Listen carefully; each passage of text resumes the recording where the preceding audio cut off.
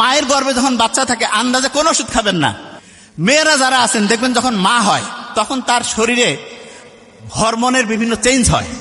এই কারণে মেয়েদের প্রথম প্রেগনেন্সির প্রথম দিকে দেখা যায় যে একটা মর্নিং সিকনেস, বমি বমি ভাব আসে। তা বিজ্ঞানীরা আমেরিকা ইউরোপে থ্যালিডোমাইড নামে একটা ড্রাগ বের করলো, যেটা মিরাকল। কি করে? মেয়েদের মর্নিং সিকনেস নষ্ট করে দেয়, মানে মর্নিং সিকনেসের প্রবলেমটা দূর করে দেয়।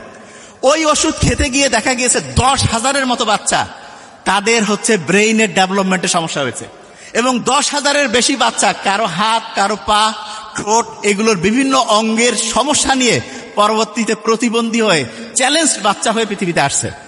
এই জন্য মায়ের গর্ভে যখন বাচ্চা থাকে আন্দাজে কোনো ওষুধ খাবেন না। খুবই ইমানদার ডাক্তার দেখে একেবারে বুঝে শুনে। অনেক সময় মায়ের গর্ভে যখন বাচ্চা আসে তখন দেখা যায় যে ডায়াবেটিস হয়। কি করে?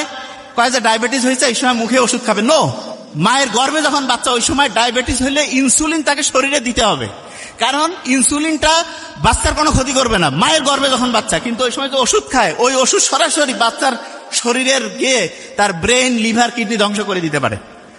মায়ের গর্ভ থেকে যখন পৃথিবীতে বাচ্চা আসলো, আল্লাহ ওই বাচ্চাকে খাওয়ার জন্য মায়ের গর্ভে ওই একটা কানেকশন লাইন বানাইছিল, যেটাকে বলে অমরা।